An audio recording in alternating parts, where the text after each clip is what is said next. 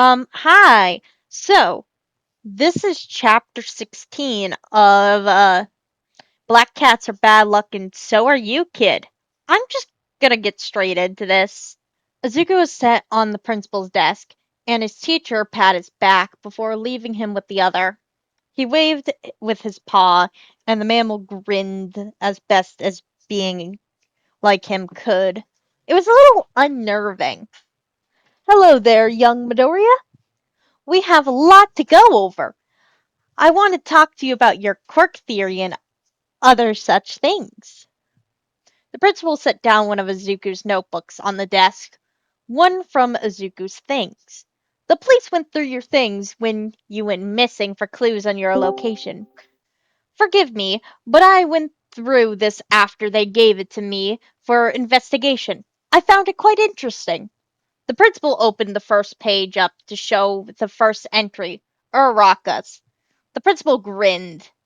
This is very good and well done, though it could use work. And while you are unable to use your quirk or physically train with the rest of your classmates, I thought it'd help you sharpen and cultivate this skill to use more efficiently, especially in the field.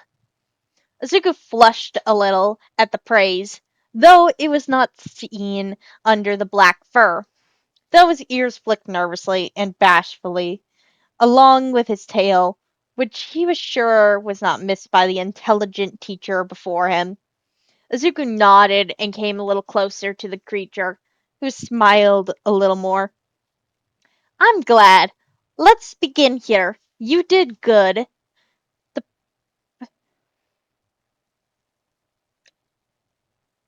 the principal evaluated his work on the first day, giving him pointers on how to organize his work, even giving the boy examples. He was itching to write this down, his paws flexing uselessly below him as he listened intently to the principal beside him and the other's lecture.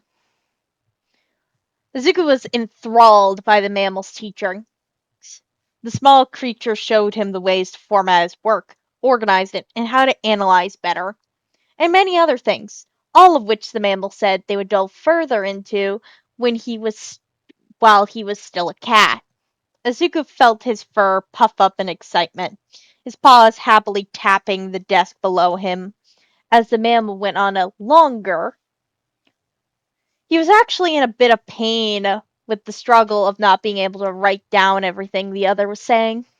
Though after what felt like just an hour, which was actually 4, his raven-haired teacher entered the room, looking down at Izuku and the other mammal. The white creature had a whiteboard out and data of his own pulled up and looked like hieroglyphics to those who couldn't read them. The man looked away as soon as he saw them, and down at Izuku, who was smiling as best as a cat could, purring and swishing his tail happily. The man sighed and shook his head fondly at the boy, walking over and speaking up. So that went well then? Izuku shook his head and Nezu spoke up as he did. I believe so. Despite our limited communication, Izuku is a bright young man. I think he will do well with our other lessons. Azawa paled a little more as the words were spoken, and a little more as Izuku nodded happily and meowed in confirmation. Meow! Meow! Meow! The raven-haired sighed and picked the small black beast up and held him. Anything else, sir?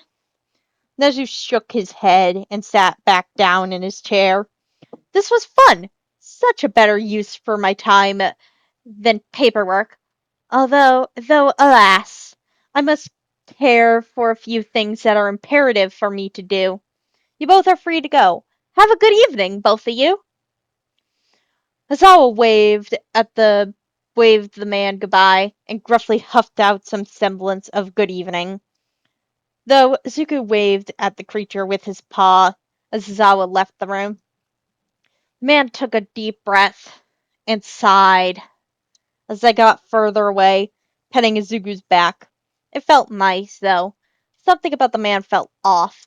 Not in the I'm worried about what Nezu did, but and there's something on my mind way. So Izuku meowed, meow, meow, meow, and rubbed his head against the man's jaw, which made him chuckle, and the feeling went away slightly. The man took them to the teacher's lounge, where President Mike was packing things up, preparing to go home. As soon as the two of them entered, the man grabbed the carrier, which made Izuku pout, but they decided to give him grace and carry him to the car, putting him in when they got to the car and taking them out after they got home. Not even bothering to take the carrier inside as they arrived home. They set him on the counter, and the blonde went to the shower to get the gel out of his hair, while the raven-haired man got into his more comfortable clothes and began to prepare dinner. Though Izuku did note the juice pouch the man stole and sipped on while the blonde was in the shower. They had a simple dinner that night. Rice, pork, and a few vegetables all fried in a pot. The blonde prepared his and Sushi's food, and they all ate. Sushi was the first to finish, immediately going and sitting under the raven-haired man to beg for food, though one look from the blonde kept him from feeding the white tabby beast anything.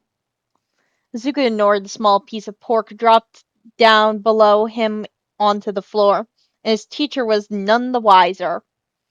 The blonde did the dishes that night, and Aizawa grabbed Izuku from the counter and took him to the bedroom. The man set him on the bed and lay down on it himself, setting an alarm on his phone for something, and then yawned and looked over at Izuku, humming thoughtfully. He he gave you ideas on how to take over the world. Izuku laughed a little and nodded very seriously. The man snorted and rolled onto his stomach with a muffle of, "I knew it." Izuku began to purr and walked up beside the man's head, curling up in his usual spot. He felt tired as well, and it seemed the man was going to take a nap, so Izuku thought he would do the same. So he yawned and closed his eyes, resting, resting beside the head of his teacher.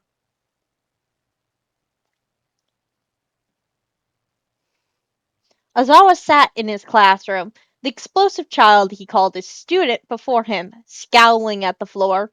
The man sighed and looked the boy in the eyes, even as the boy avoided his. "So, you started a fight with a cat after I told you not to."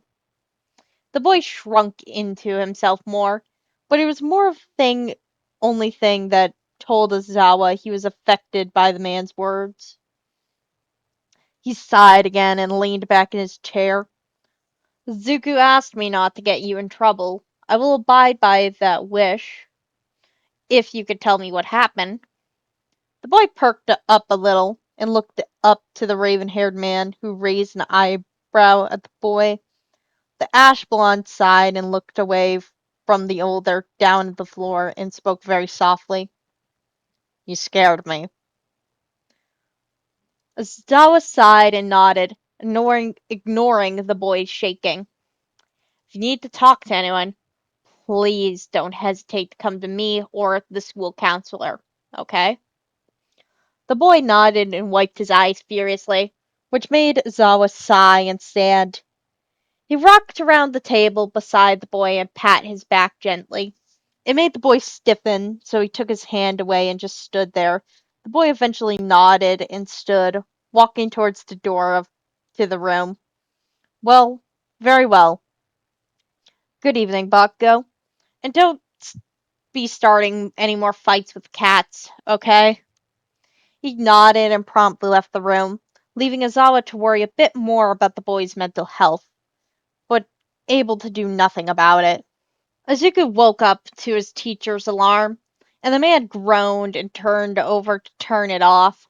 Izuku rolled onto his back as the man sat up from the bed and stretched, leaving Izuku to suffer on his back in the dip where his head lay. Izuku flicked his tail and hit the man's wrist that sat close to the pillow, and the man looked down at him and snorted, picking him up right hitting him on the pillow. Sorry, kid. Gotta do 2 hours of patrol. I'll be back. Zuko meowed up at him, and the man stood, grabbing his hero suit and leaving for the bathroom to change. Zuko jumped off the bed, following him to the restroom, confused as to why the man had patrol on a school night. Though before he could sit outside the bathroom, his English teacher came up behind him and lifted him up, taking him back to the bedroom and setting him on and Sushi on the bed. The man was ready for bed himself, hair brushed and comfortable bed clothes on. His homeroom teacher came back into the room, dressed in his costume, and walked over to the blonde side of the bed, kissing him on the forehead and whispering good night to the man. Sushi meowed, meow, and Azawa chuckled, petting the feline. Zuko watched as the man waved at him and left the room, and Zuko heard him walk towards the door, open and shut it again, locking it behind him. Then there was just silence. After an hour, the man beside him went to sleep, Sushi falling asleep on his chest, the larger cats purring slowly dying out. Though Zuko had a problem. Normally he slept with some noise. Though this was unfamiliar and odd, the breathing of his teacher and the man's warmth kept him sane enough. But the noises here were too much and too little at the same time. His English teacher snoring kept spooking him awake, as oddly quiet as it was for the voice hero. And they didn't live in a populated area like he did, so there were no noise sounds of the city to keep him occupied. So after another 10 minutes of trying, he gave up and quietly jumped off the bed, padding out of the room and walking around the small apartment. There was the window, but it was still too quiet, so he walked away. The fridge was nice with soft humming, so he laid in front of it and tried. But when it refilled its ice or made strange noises, it spooked him awake. He walked around for a little while longer, but nothing helped him, so he laid in front of the door to their apartment, waiting for his teacher to come home. He had a quiet patrol. It was odd. Only a mugger or two, and then his 2 hours patrol was over. It was nice to swing home, not to be beat up or bruised by any villains. He landed on his balcony to his apartment and sighed, unlocking the front door and walking inside.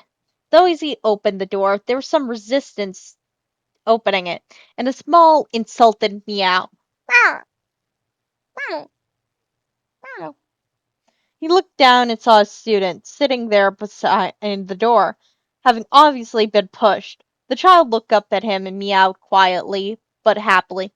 Meow, meow. Wiggling around and standing, walking to his feet.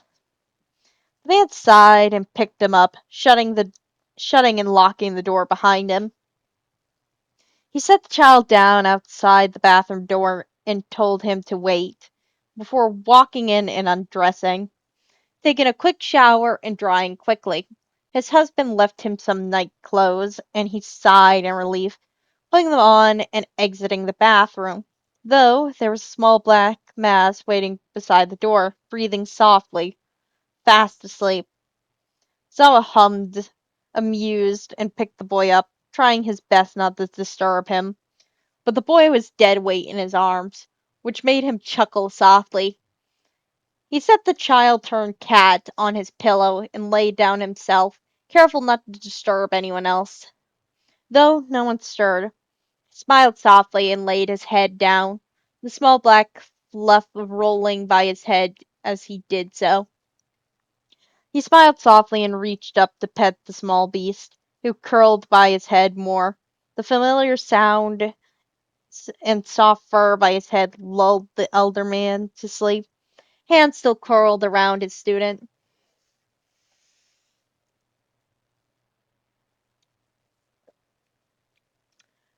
And that's the end of this chapter. Nothing really in the notes that I decided to read. Anyway, um, I love this chapter, and can I just say the freaking thing of, like, the sleeping thing of just, like, if things aren't perfectly the way your brain likes it, you just can't sleep is such a mood. It's why I have melatonin.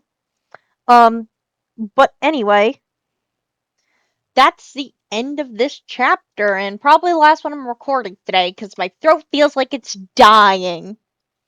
Anyway, well, not really. I could get away with another, but I don't wanna, because then I gotta do the art. Anyway, I hope you have a good day. Bye!